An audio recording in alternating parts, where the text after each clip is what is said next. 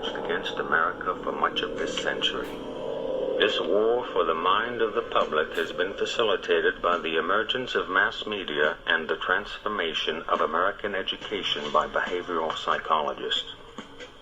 In the book 1984, George Orwell warned that people were in danger of losing their human qualities and freedom of mind without being aware of it while it was happening because of psychological, emotional, and intellectual manipulation. Mind control. Mind control in America. The most effective way to protect yourself from subconscious manipulation is by being aware of how it works. What the conscious mind believes, the subconscious acts on. It works like programming a computer. Information is fed into a computer, and the computer acts on it. However, if the information fed into the computer is wrong, it still acts on it. If a person believes something that is not true, the memory banks of the subconscious mind do not correct the error, but act on it. The theory of cognitive dissonance holds that the mind automatically and involuntarily rejects information not in line with previously accepted thoughts and beliefs. Many of the things that people believe are never questioned, especially when the information has come from a reliable source. It becomes easy to lose sight of why people believe some of the things that they do. Unser Führer, Adolf Hitler, sich!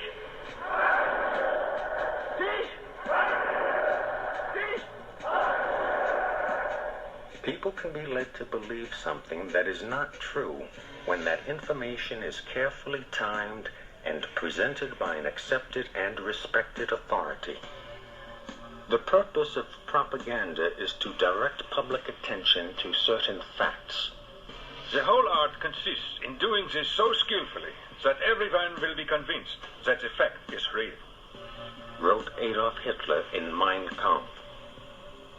To be effective, propaganda must constantly short-circuit all conscious thinking and operate on the individual subconsciously.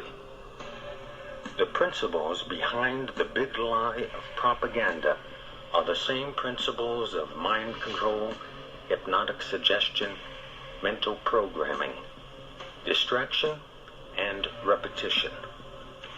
Distraction focuses the attention of the conscious mind on one or more of the five senses in order to stop conscious thinking, thus producing a state of mind that is similar to daydreaming. Think of the times you have caught yourself staring blankly at the television screen, losing all sense of time and place. When you stop conscious thinking and your mind goes blank, this is the hypnotic state of mind. This altered state occurs naturally, but can also be induced by clever manipulation. Think of the times you have seen flashing words in TV commercials. The flashing words are a distraction for your eyes to lock onto in order to induce hypnosis. The purpose of this is to reduce any resistance to the message by stopping all thought and analysis. Watching television often produces an altered state of consciousness.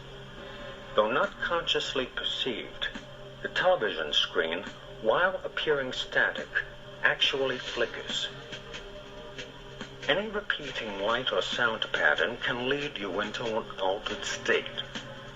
A hypnotist uses pattern speech by varying the pacing and inflection of his voice to induce this state of mind in his subject. It is in this state of mind where one is the most receptive to mental programming. Whether or not the information takes hold in the mind depends on two factors: trust in the source of the information and repetition of the message. Trust in the source of the information induces acceptance of the message as true, even if it is not understood. Repetition of the message embeds it in the subconscious so that acceptance of its truth and accuracy becomes a conditioned response. Thus, this information will be accepted as true without thinking about it whenever it is presented again. Subliminal perception is the process whereby you receive and respond to visual and sound information without being aware of it. The message in the form of printed words, pictures, or voices is presented either so rapidly or so faintly that you are not consciously aware of having seen or heard anything. In 1957, marketing researcher and psychologist James Vickery tested subliminal ads in a New Jersey movie theater. The messages, hungry, eat popcorn, and drink Coca-Cola, were flashed on the screen at 1/3000th of a second every 5 seconds during the movie. Sales increased for popcorn and Coca-Cola. Every major advertising agency in North America has sponsored extensive research into subliminal perception. Vance Packard's 1957 book, The Hidden Persuaders, revealed that American industry was researching the use of subliminal messages to motivate people to buy their products. Dr. Wilson Bryan Key has documented in 4 books the widespread use of subliminal ads by the advertising industry. Messages programmed directly to the subconscious bypass critical analysis and the conscious choice to accept or reject the message. Repetition of the message constitutes mental programming. Subliminal messages have been used in music, radio, television, and movies. In November 1957, TV station WTWO in Bangor, Maine, experimented with projecting a subliminal message on television. In 1958, radio station KOL in Seattle broadcast subliminal messages under the music played by its disc jockeys. How about a cup of coffee? Was one, and another was, someone's at the door. The movie The Exorcist used both subliminal sounds and pictures. A full-screen death mask of Father Karras was flashed on the screen at 1/48th of a second a number of times during the movie. The consciously unnoticed word pig appeared many times throughout the movie. The terrified squealing of pigs being slaughtered and the buzzing sound of angry bees was mixed into the soundtrack.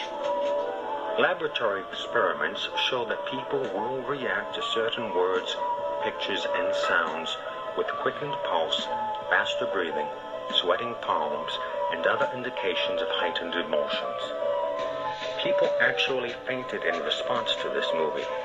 Many became nauseous, and many had nightmares. William Peter Blatty, the author of the novel and producer of the movie, was a CIA operative who served as the policy branch chief of the Psychological Warfare Division of the United States Air Force.